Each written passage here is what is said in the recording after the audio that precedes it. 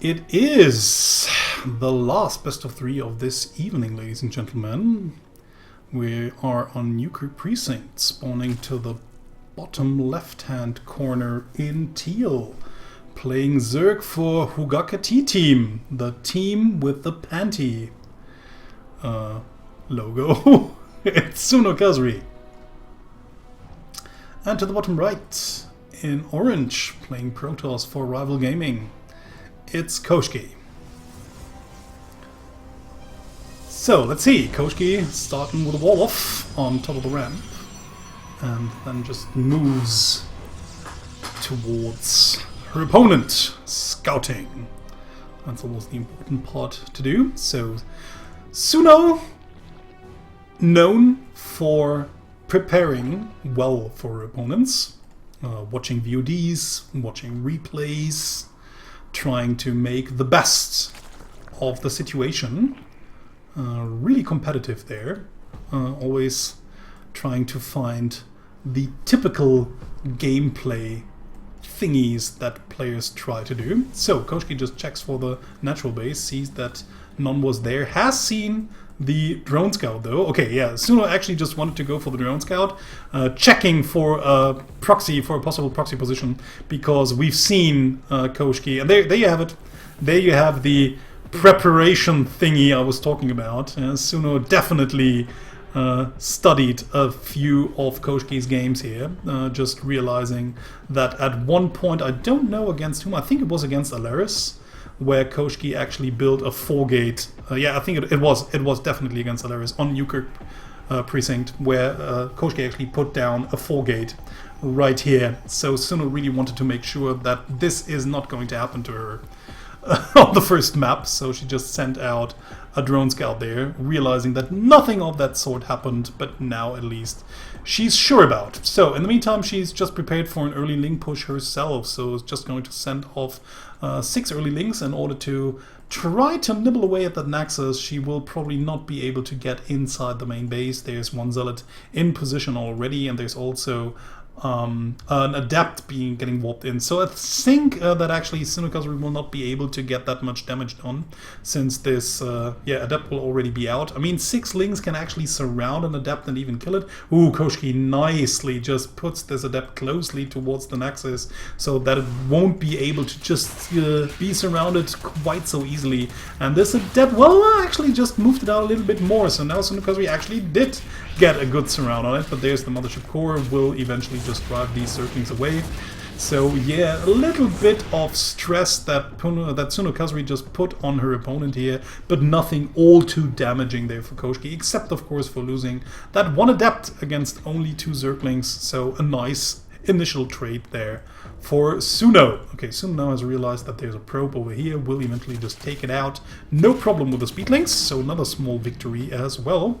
And if we just have a look at the units lost tab, it looks a bit better for our Zerg player here, who's taking a 3rd base right now. Interestingly, not towards her opponent, but rather taking the further away 3rd expansion. Yeah, that's just that's just what it is. It's further away, but that's just actually the only thing here. Not really easier to defend.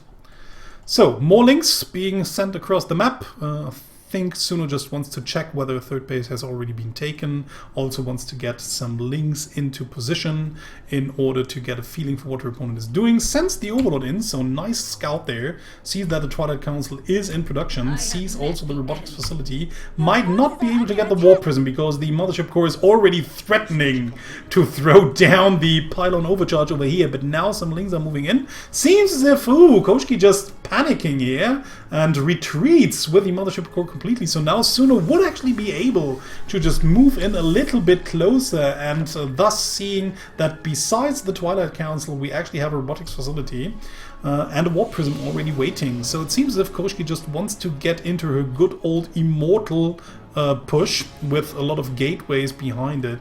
So once this first, and there it is. So now Sunokasuri will actually just see everything, and even the warp prism, if she just paid attention, was there for only a few seconds here. So still, I mean, seeing the Twilight Council researching something, seeing the robotics facility just being chrono boosted, she might already assume what her opponent is doing. I mean, there's not that many builds where a Protoss is just chrono boosting robotics facility and Twilight Council like crazy that early on in the game. So it's going to be the typical speed lot immortal push into probably Dark Templar Archons. And here are the gateways incoming. So the only thing that Suno, well, like I said, I think Suno knows what's up right now. She should know, and she's just getting her drones up until a certain point, and from that on out, once she's just thinking that she's managed to get up enough economy, she will just start producing units like crazy in order to defend this. So there's the Dark Shrine. That's well, of course you can also use it for DTs later on, but this Dark Shrine is mostly for just warping in DTs and then just getting the Archons. So woo! Actually, this wall is open here. Wow! Suno actually getting inside the main base with all of the Zerglings. Actually, also getting some worker kills over here. Koshkii just pulls all of her probes immediately, loses only 3 so far. So whoa, 4 only. So nicely done here. And I don't really know if it's worked out so well for Suno, since every unit might count now with the push incoming. But yeah, Suno's looking good. She has 90 supply to the 58.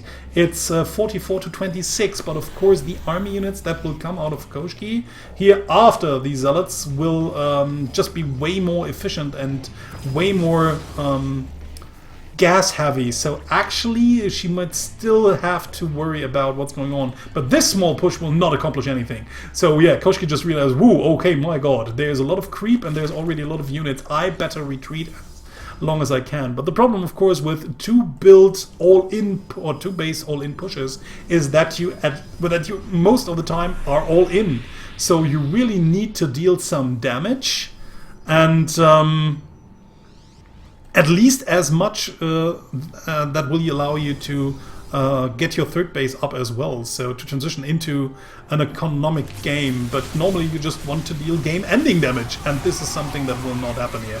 So Suno just having overwhelming numbers here. I mean, the Immortals still firing from behind, Koshkii just trying to deal as much damage as possible, and then eventually just moves, or just not warps out, but recalls out of the situation. But yeah, I mean, the damage has already been done to Koshkii indirectly due to her not being able to deal some damage to her opponent.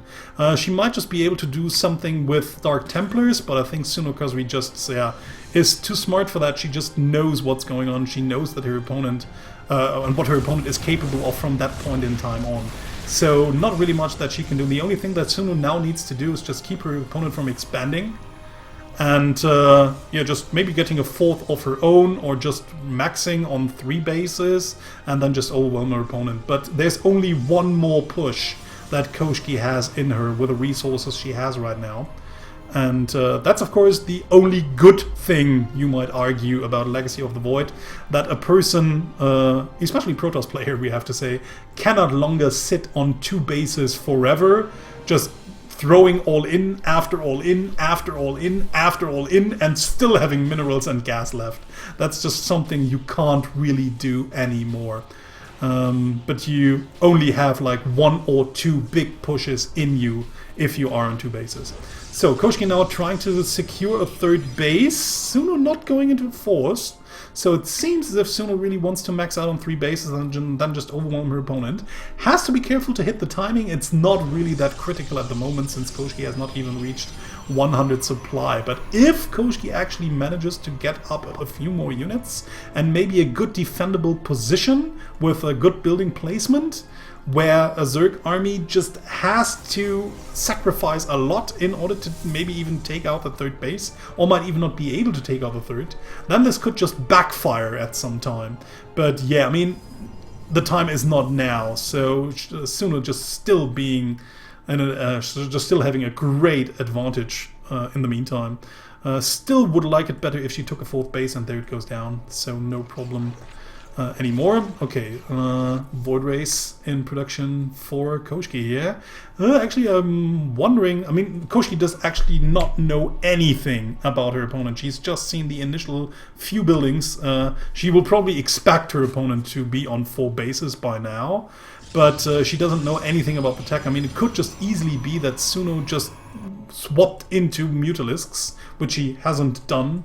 But yeah, I mean, like I said, there's just nothing that Koshkii knows. I mean, this Void Ray just would be terrible if Koshkii... I mean, this would actually have been a very wise decision here by Sunokasuri to just go into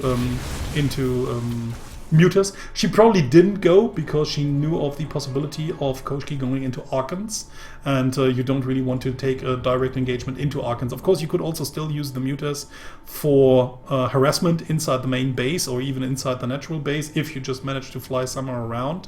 But yeah, I mean, there are just these small little timings where you try to transition out of one composition into the other one, and then suddenly the Protoss just hits at your main base and you're forced to fight with the few mutas you have, and then you just suddenly die.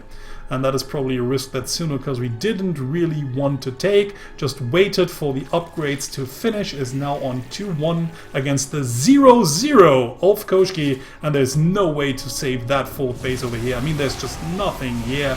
Suno doesn't even need to stutter step against this army.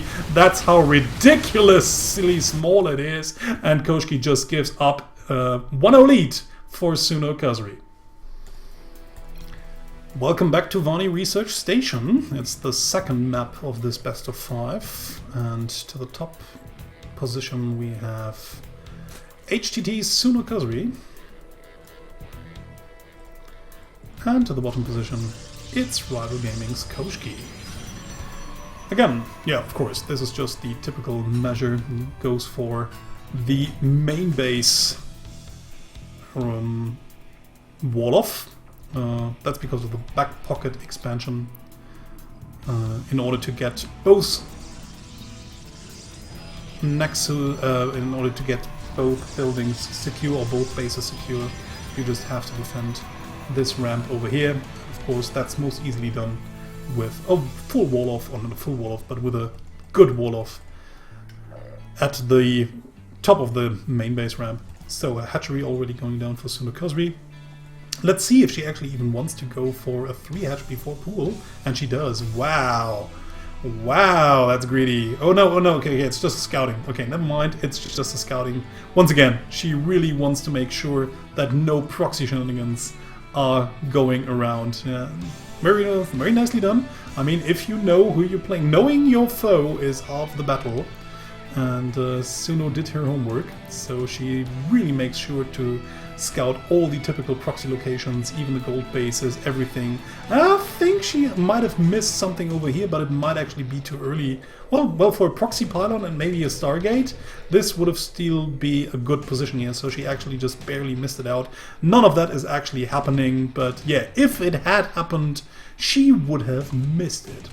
So even despite all her best efforts, she didn't really get everything, but it's difficult to do that. So, Suno's drone returns after kilometers and kilometers, miles and miles of walking, trying to help out the swarm. In the meantime, we have a cybernetics core down, and not any kind of zealot or adept in the making, so the ramp is still open, but Koshkii of course had a scouting probe just moving around everywhere, seeing that nothing was really headed her way, so she knows that she still has some time in order to get that adept out, and it will be there in time. No problem. Actually, I think this is a little miss-rally, so maybe the adept might just walk down the ramp in order to get there, but yeah, shouldn't be a problem. Mothership core is ready as well. Base is already down. Suno still on 2 bases. Quite interesting here.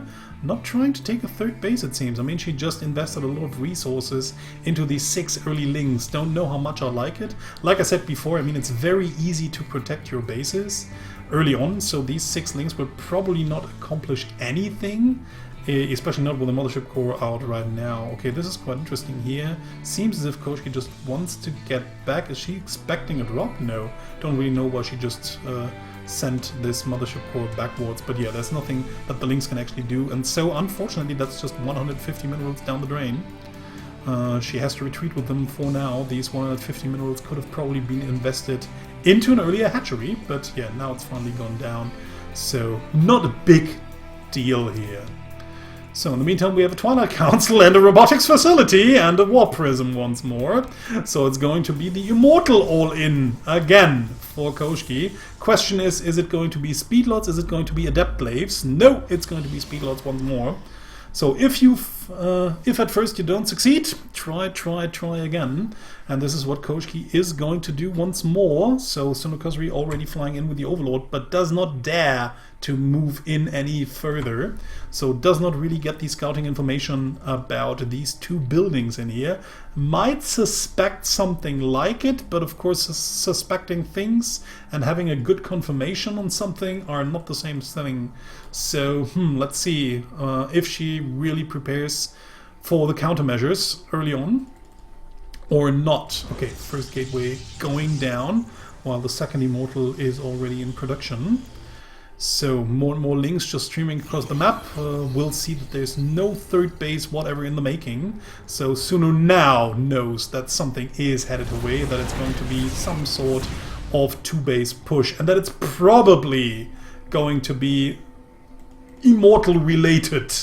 I mean, that's just what we know about Koshkii. If an early push is headed your way, Immortals will be in the mix. And the Warp Prism will be there as well, so probably even some Archons. Let's see, Dark Shrine now also in the making. Like I said, it's the identical push from game 1. But this time around, Suno has not gathered that many units yet, and actually seems to have some problems with the economy here. She has only a few workers less than last time around, but it seems as if the third base just came a little bit later here. So now the first few units are actually already morphing in, with mostly roaches and lings. So let's see. I mean, once the zealots just get in front and the units are firing from behind, if it's only Immortals left against the roaches, then this is going to be a tough fight for Suno here. Suno now trying to take out these Immortals, but the barriers just keep most of the damage away. It's also a possibility for Koshkii to just load these Immortals back into Warp Prism. The next Warp-in round will make defending this push so much more difficult now. We have only Queens and Roaches, and the Roaches actually are also not that good in dealing with Zealots over here, especially if Immortals are firing from the back. So Warp Prism now moving just warping in another round of units here. Actually, a lot of these units just die shortly after being warped in, but it still doesn't matter. I mean, Suno just desperately trying to get more units over here, trying to take out these Immortals, but Koshkii just always has to be, or is just always careful about getting them inside the Warp Prism once it's needed. So now even getting out the DTs. Unfortunately for Sunokasuri, she forgot to get an Overseer here, but I don't know, did she have one? Oh, luckily for her, the Spore Crawler was there. So wow, that was really a saving grace. Seems as if Suno might have just stopped everything. What happened to the Immortals? Okay, Immortals Immortals are still here. This is just the second Warp Prism, but wow, does that make things so annoying. This makes things so annoying from now on, since, now, of course, Koshkii is just threatening at two different locations at once. And she now has the Archons in place as well, so getting in with Zerglings is also a bigger problem from here on out. Yeah, these Zerglings just trying to get close to the Immortals, but mostly get just ripped apart by the Archons here. Roaches against Archon and Immortals, definitely not the units you want to have, especially not in such small amounts. You would really need way more units than those. And now actually everything is now turning. Suno just trying to get out more and more Roaches, but with every single production round that passes by, Koshkii's army just gets more and more frightening. And now she even walks up the ramp, wow, Suno not being in place in order to cut these units off from walking right into the main base. Everything inside the main base just falls. Push just being too strong. GG, and Koshkii takes the second game, ties the series 1-1. Daybreak is our third map. We have Suno to the bottom left and Koshkii to the top right. Koshkii just managed to take the map off of her opponent with her signature build, we can call it. The Immortal Zealot Archon all-in on 2 bases. Didn't work in the first game, worked out in the second game. Let's see what she's up to on this map. And what Suno actually wants to do. Just getting a lot of drones. This is actually a map where Suno often likes to go for a proxy hatchery, but not this time. Koshkii actually scouting. Quite interesting there. I would have really liked to see Suno go for the proxy hatch on Daybreak. It's like her most preferred map for the proxy build, I think, because I've often seen her do it. So, Koshkii already sending out a probe, is probably expecting some sort of cheesy play. Seems as if Suno might still want to go for the proxy hatch build. Just a little bit different, it seems. But she's just sneaking out a drone, avoiding the typical scouting patterns of her opponent. It is now even, just, oh, what is she doing? Okay, no, again, this is not, okay, never mind. I was really wondering, that would have been pretty odd to send out that drone so late. It's just, again, the proxy scout drone. So, never mind. I was really already wondering, thinking, wow, okay, this is a really late drone to do a proxy hatch, but yeah, I was just so obsessed with the idea of Suno doing a proxy hatch that I really wanted this drone to be the one that would go forward to do it. But yeah, it was just scouting for the proxy locations. Okay, normal hatchery at her main base, the typical 6 Zerglings out of Suno. This time around they might actually even be able to deal some more damage, because we have a wide open entrance towards the natural base, so a lot of possibility to surround things, to just get some damage dealt. And woo, actually this time around Koshkii being a little bit late with her gateway unit here, but the mothership core will be out in just a few seconds, will also be over here, so it seems as if this pylon, with the help of overcharge, should be able to drive these Zerglings away. Suno, of course, will just try to surround it and take it out before the mothership core arrives, but will just barely not get it. No, unfortunately, just losing almost all of her lings here. And yeah, she wouldn't have got it. It always looks so close, but once this overcharge starts shooting at the lings, even if there's 6 Zerglings and the pylon looks pretty low, it's still not possible for the lings to get it. They would have died before the pylon went down. And now, of course, Koshkii just reinforcing her wall and her defenses with the second pylon over here, with the Nexus now finishing. Suno actually just, looks as if Suno just wants to go totally all in. Oh, Baneling bust, ladies and gentlemen. Quite interesting here. Our little Bane busting bitch is trying to do it once more. So, let's see, will there be enough? I don't really know if she will be able to just deal enough damage. I mean, there's not enough, or just barely enough energy left to do for an overcharge, but of course Koshkii has to be careful. Nicely done there by Suno, just forcing her opponent to throw down the photon overcharge over here. Now there's no photon overcharge left for the pylon in the main base, so Koshkii has to completely wall off her main. Suno, of course, still has a lot of units out on the map, will be able to just return in a minute. Just wants to get some Banelings in here. Will probably, I don't know if she now wants to Bane bust through these buildings, or if she just wants to get into the natural base and just kill off everything that's there. I mean, there's really no defensive power whatsoever there for Koshkii. She just has the mothership core, but the mothership core still takes some time in order to take out Zerglings. Yeah, now actually just dealing the damage here. In the meantime, sneaking up the Banelings. Will probably just get through that pylon over here. Koshkii just realizes immediately what's happening, trying to wall off once more, but just doesn't get it quite tightly closed. So now actually Suno is inside the base, might even be able to get that pylon over here, but then decides to rather kill that Immortal if possible. In the meantime, the Baneling just hits a few probes over here, but one Baneling is not enough to kill those. Still, 10 workers have already died because of that attack in the natural base here.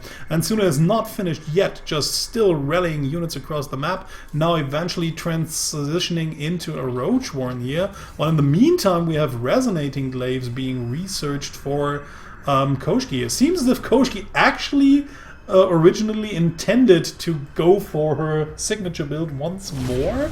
But yeah, the Everlings are in once more, and it seems, okay, this time around Koshkii just wants to keep her probes in hold position. Yeah, Suno has to be careful not to overcommit too hard here. I mean, this is just insane. Like, these 3 units holding off all of these speedlings there, with Suno not dealing any important damage. So if we just have a look at the resources lost tab, we see that Suno, unfortunately, by trying to getting in once more, made all of her advantage from the beginning just vanish. Very unfortunate there for her, but at least she managed to get a 3rd hatchery up in the meantime, and her opponent is still behind in workers at least. And now just producing a lot of these gateways for the typical push once the 2nd Immortal is out, or maybe this time even around Koshkii will just move out a little bit. Oh no, actually never mind, the 2nd Immortal is already out. So yeah, just moving out. Suno sees it, Suno sees what's happening, just needs to get out units like crazy right now. Let's see where Koshkii actually wants to hit. I mean, it's still quite some time until the push is going to hit. She just uses her Warp Prism to get some reinforcements already before pushing in, waiting for the Warp Gates to finish and to open up completely. And then she might actually just want to go up the main base ramp. Seems as, or the natural base ramp, seems as if Suno just expects her opponent to go into the 3rd base.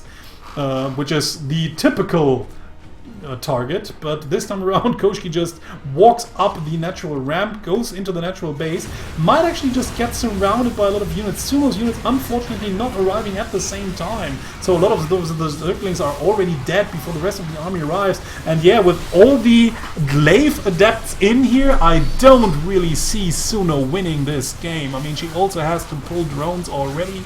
The 1 Immortal already got saved by the Warp Prism Adepts, just making just dealing terrible damage to all of the army units, and with the Zerglings reinforcing, it might just barely be enough to hold, especially the Queen's just managing to target down that Warp Prism here, and it seems that Sunokasuri just barely holds with the rest of her incoming units here after having lost a lot of drones, that is. But yeah, just manages to stay alive. And that, of course, was a very nice hold there. I mean, Koshkii, sorry for that, probably not done yet. Like I said before, I mean, there's not many options that Koshkii actually has. I mean, either she just transitions into a 3rd base right after the first initial push, when realizing she won't really be able to finish the game, but she might be able to just deal enough damage. Suno just sniffs everything out, sees the Immortals there. She doesn't really have anything against the Immortals, though. That's really the biggest problem. I mean, 2 Immortals just deal so much damage against anything biological. So, woo, let's see how this is actually going to work out. I mean, again, I think I would like it, yeah, if she just intercepted the units right at the ramp and doesn't even let them get close. But yeah, Koshkii just decides to now go into the 3rd base, giving Sunokasuri a little bit more time to just squeeze out a few more units here. The question is, will it be enough? I mean, in the first game on Newkirk, she really had the area to surround everything, and she had the masses, but now a lot of her units are actually not even fighting. The Immortal shooting from behind. Well, at least luckily for her, the Archon was not in the fray right from the get-go. But again, it seems as if Koshkii just has overwhelming numbers, and just too strong her units are just too strong. And now she just has to dance back and forth between her natural base and her 3rd base, is going to lose her 3rd base, and this is already game, ladies and gentlemen, at that point in time, because she really needs that 3rd base, not only later on for the economy, which actually didn't really help out economically at all, but also for the lava, the additional lava she gets from that base. And now Koshkii will just start reinforcing by warping in more and more units in every production round. Suno just won't be able to keep up for much longer, losing all of the units. GG, and Koshkii takes the lead 2-1. 4th map of this best of 5 is Overgrowth, and we have Suno being down 1-2. And Koshkii leading. She only needs one more map to close the series and take it all home. So let's see. This far Koshkii also just did the same build 3 times in a row. She only got a little bit interrupted. Well, actually not the same build. She changed it up a little bit in game 3, where she went for glaive adepts instead of speedlots. But otherwise everything was exactly the same. Of course, Suno managed to interrupt her a little bit on map 3 and managed to totally counter it on map 1. So will she be able to do it again? Because we might expect the same build out of Koshkii once more. She likes her sharp pushes, her sharp timing pushes. She also likes her occasional foregate, and this is why Suno again just sends out the drone. Wants to know whether her opponent is planning some sort of cheese or not, but Koshkii is not going for the more traditional early Nexus after Gateway, but also just checking. Ah yeah, also, ooh, also probably knowing her opponent, checking for a proxy hatch. I mean, Koshkii often watches the FSL casts, so we can assume that Koshkii has also kinda studied Sunokasuri here and knows what Suno usually likes to do, and we can actually, some of us might actually, or few regular viewers might remember where Sunokasuri just tried to play a proxy hatch against poison on this map. So yeah, Koshkii also being aware of that risk and also checks for the cheesy elegant strategies of Sunokasuri. So, spawning pool already researching. Well, we have the hatchery almost done.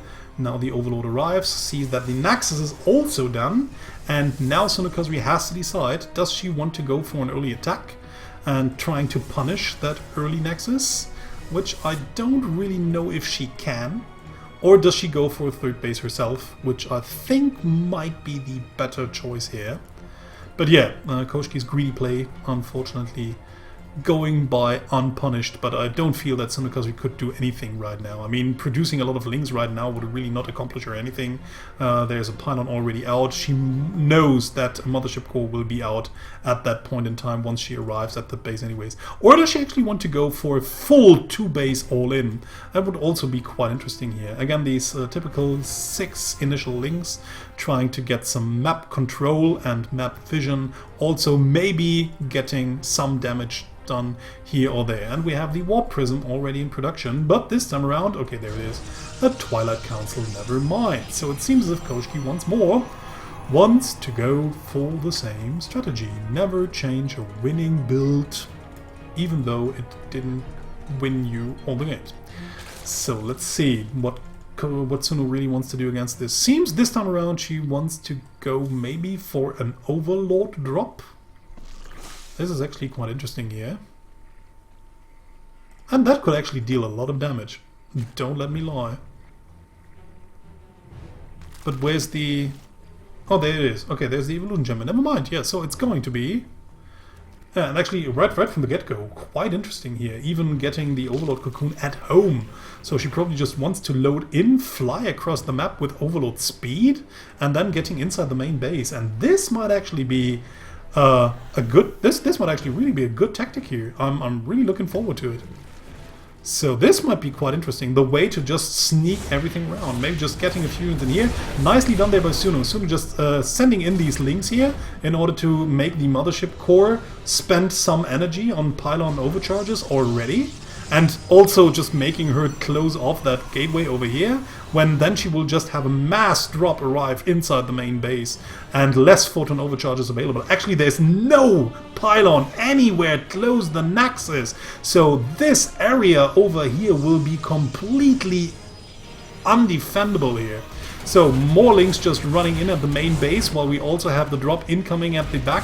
So multi-prong aggression here by Sunokasuri. And again, Suno just making the mothership core, spending all of its energy. And while the gateways are still morphing, the timing already hits right inside Koshkii's base, even getting the queens out for support against the mothership core or potential air units like Void Rays or Oracles here. So now even killing the Artosis pylon over here, unpowering all of these gateways. Wow, might even be able to just kill a lot of these gateways as well. Koshkii has to retreat completely with all of her units, but they get surrounded immediately. And more links streaming in after having killed off one of these gateways over here. Suno just not reproducing now. There are 16 more links just incoming right from the get-go. I mean, these unit or these buildings actually finishing up doesn't mean anything, since they won't even be able to produce units. The only gateways that actually can produce units right now are only these two, and we just have so many units for Sunokasuri already running rampant inside the two bases of Koshkii here. So even using the Overlord to get the queens closer to the front, killing off the one immortal that's really the one saving grace for Koshkii. Koshkii just trying to micro a little harder, trying to get the units into good positions where they will try cost efficiently. In the meantime, Suno just running in with more and more Zerglings. The mothership core has died in the meantime against these queens, so no more photon overcharge. Suno finally manages to get through with the additional links, and Koshkii gives up. Suno ties this series 2-2. Last map of this best of 5. We're on Whirlwind. Spawning to the top right hand corner in teal, playing for Hugakati team. And Russia, it's Sunokasuri. And to the bottom right in orange, playing Protoss for Rival Gaming and the US of A, it's Koshkii.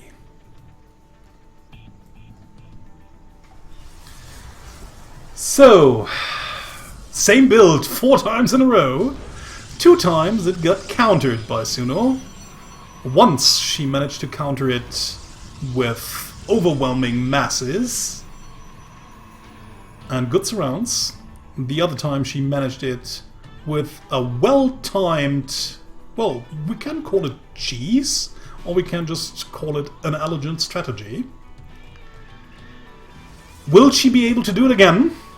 Or will Koshkii prevail with the same build once more, or maybe even with something completely new? So, unfortunately for Suno, she will scout her opponent a little bit later than wanted. First Overlord flying into the wrong direction, but of course on a 4-player map, you never know.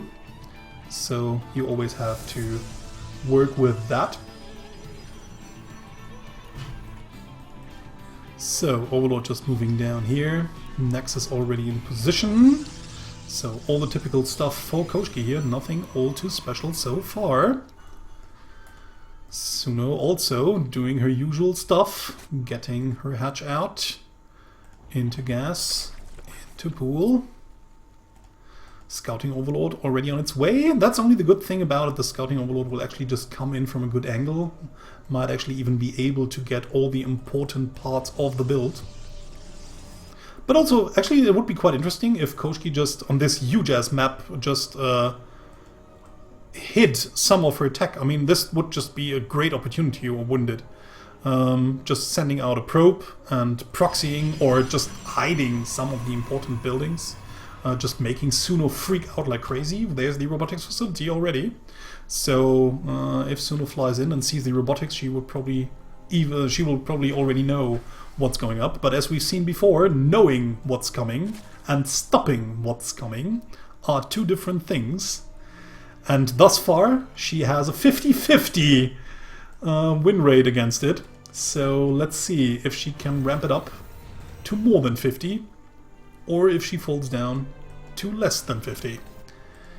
So, but so far everything looks to be the same. Adept is almost out, not really much damage that Suno can deal from now on out. Suno already has her Overlord in position, but is not flying closer in. Will probably do so in just a few seconds after taking care of these links and moving those around. So she has the circling in front of the natural base, just barely out of vision range of that mothership core, while taking a third base. So we'll probably just rush in with a few of these links, trying to deal some damage. There's not much damage to be dealt, especially with that mothership core around. Might even just move back. No, okay, just tries to get in, tries to get upwards the ramp, but Koshkii, of course, having tight security there. So Pylon already fires up, but of course that's one more photon overcharge spent. So Suno has to move out. There's no way for her to deal any damage against any probes, but she's got, well, kind of some scouting information.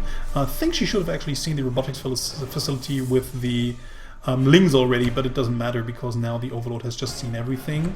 A robotics facility, and Twilight once more has not seen that the Twilight Council was being chrono boosted. That just only happened once the Overlord flew out of position. But come on, it's Koshkii. I mean, you see a robotics facility, you see the Twilight Council, you fucking know what's up. So it's 5 times the same build. Phew, let's see what Sunokasuri wants to do this time around. She already has 3 bases. Could still go for Overlord speed into the main base. It would work out tremendously. Once again, there's again no pylon anywhere close here. Koshkii just needs all of these pylons down at the ramp, close to the nexus, in order to make her build work the way it is. So that's actually really a weak point here. I mean, of course, it's easy to say just put down 1 pylon over here. But yeah, it would be just wasteful. I mean, you need the first pylon down here, you need the second pylon down here in order to get the safety for the nexus, so that you will be able to throw down a photon overcharge. And then, of course, later on you want to wall off somewhere around here. So the next few pylons need to go down close to the main ramp. So yeah, it's really difficult to just keep your build going and also make sure that you have a pylon back here as Protoss. Not that easy. So Suno just sniffs it out immediately, just already brings her queens in position, wants to drive away that pesky warp prism as far as possible from her natural base, buying herself some time. Well, Koshkii will only retreat as far as necessary. Whoa, will Koshkii actually lose the mothership core over here? Just barely not, throwing down the time warp here, so that the queens actually can't really get up any further. But yeah, of course, Koshkii really wants to pull through with that push. She will not stop right here. So she just moves back as far as needed, and now just warps in a few more units. This time around, we again have the Speedlot Immortal push. I don't know if the Dark Shrine is actually has already finished, but usually that's what comes right behind it. Suno has to be careful here. She has a lot of units out already, but of course the Immortals are really strong against Roaches, especially with the help of a Warp Prism that makes it possible for Koshkii to just always load in once the Immortals just get too low on health. Yeah, Koshkii just looking for the sweet spot where she can finally fold up that Prism once more, warping in a few more units. But thus far, Sunokasuri has held this tremendously well. I mean, the third base is not even saturated. She knows that she needs every resource and every lava right now in order to get... I think I really would like her to tear down those rocks. That would really be a nice move, I think, to just get her in more time. But yeah, she just manages to surround these units once more. Koshkii just tries to save everything with a Warp Prism here, and the rest of the units just chasing down the Immortals. But yeah, we have 2 Warp Prisms around, so even if Koshkii managed to get down one of those, so nicely done here. I mean, Koshkii really perfectioned this build for herself with the 2 Warp Prisms, always having one around in order to secure the important units here. Now trying to get into the third base, or maybe even inside the main. In the meantime, Sunokasuri trying to transition into a Hydralisk then. Another warp in over at the third base. Again, we have a lot of roaches in position. Unfortunately, oh, there's also rocks down here. Again, I would just love Suno to just tear down these rocks, giving her a lot more time in order to react. And there it is. I never saw the Dark Shrine finishing, but I knew it had to be around somewhere. So now we finally come to a stage where it gets more and more difficult for Sunokasuri to actually take down these units, even if she has an overwhelming number of units herself. Well, Koshkii actually just buying Sunokasuri herself, Koshkii just giving Sunokasuri a little bit more time by retreating a little bit more. and waiting for another warp in round. Now if eventually we have 3 warp prisms, so okay, forget about sniping warp prisms and thus finishing this push. I mean, Koshkii is totally all in. She's still on 2 bases. I think she even has a complete wall off, so there's no way for her to even get a probe out and get a 3rd base anytime soon. She needs to make this happen, and she needs to kill off her opponent. Suno is on 123 army supply, but her army is pretty weak. Her units are just not that versatile against the army that's incoming. I mean, if she really manages to intercept most of these units on the ramp, she might be able to break this, but a lot of units just get up. Okay, the Zealots just being captured mostly behind the Archons. Now finally the Zealots get forward, and Zealots are pretty strong against Roaches in a one-on-one fight.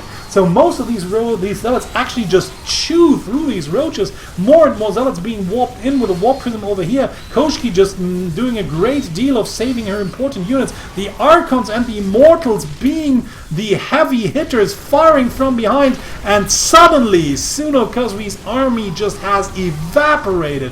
Nothing left over here, and that, unfortunately, ladies and gentlemen, will probably be it. Again, the 3rd base will be dying, the lava will be missed, and even though Sunokasuri finally managed to get some higher tier tech units, they are just not enough. If Koshkii might have attacked just, I don't know, a minute later, it would have probably been enough with the Hydras, but now the Hydras don't have any meat shield in front of them. Zealots will just close in like crazy, tearing them down, and unfortunately for Suno, she didn't manage to hold that push. Koshkii will prevail, GG, and Koshkii takes the series 3-2.